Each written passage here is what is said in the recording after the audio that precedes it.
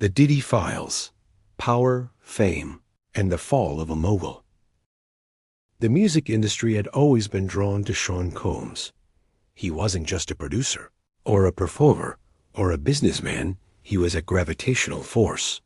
His parties were legendary, sprawling affairs where Beyoncé, Jay-Z, Usher, and Mary J. Blige mingled with models, executives, and rising stars. To be invited into Diddy's circle was to step into the heart of celebrity culture itself. But behind the velvet ropes, there were whispers.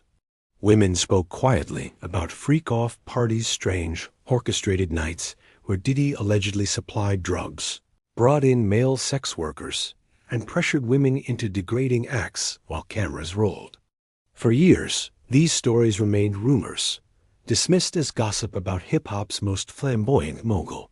That changed in November 2023 when singer Cassie Ventura, his former partner, broke her silence. In a lawsuit filed in New York, she accused Diddy of more than a decade of abuse.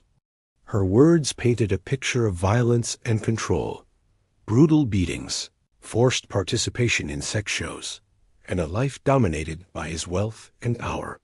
The lawsuit was settled in just 24 hours, but it cracked the walls around his empire. More women came forward. Some said they were teenagers when it happened. Some said they were trafficked across state lines. Some said they were too afraid to speak until Cassie gave them courage. Then came the video.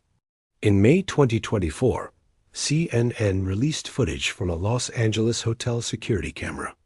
It showed Diddy in a hallway, violently assaulting Cassie, grabbing, shoving, striking her as she tried to flee. The world didn't have to imagine anymore. They could see it.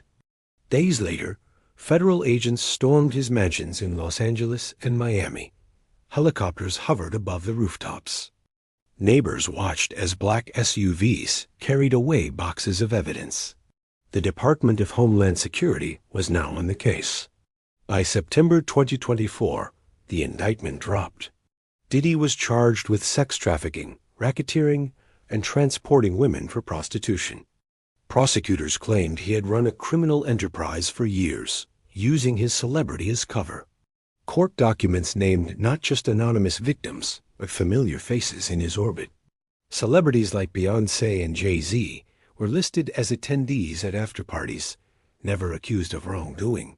But their presence highlighted how seamlessly Diddy blended Hollywood glamour with something darker. Usher, once a teenage protege under Diddy's wing, was described in testimony as being introduced to that world far too young. Mary J. Blige's name surfaced as a guest at his infamous gatherings, though she was never implicated. The prosecution's point was clear. Diddy used the glow of celebrity to make the abuse seem normal, even untouchable. The trial began in May 2025. One by one, women took the stand.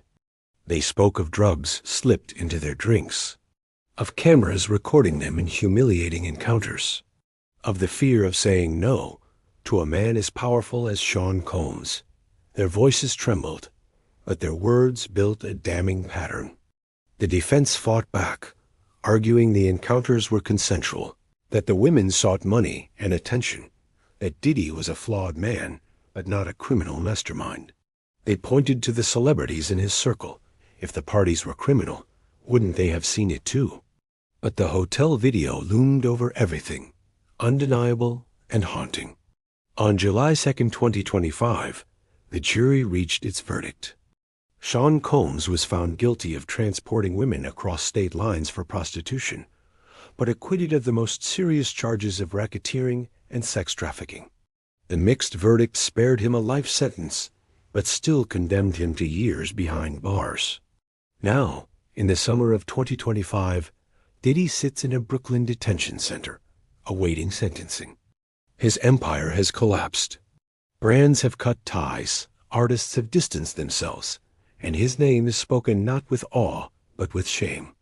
The man who once shouted, "Can't stop, won't stop," now faces the one thing he cannot control: justice.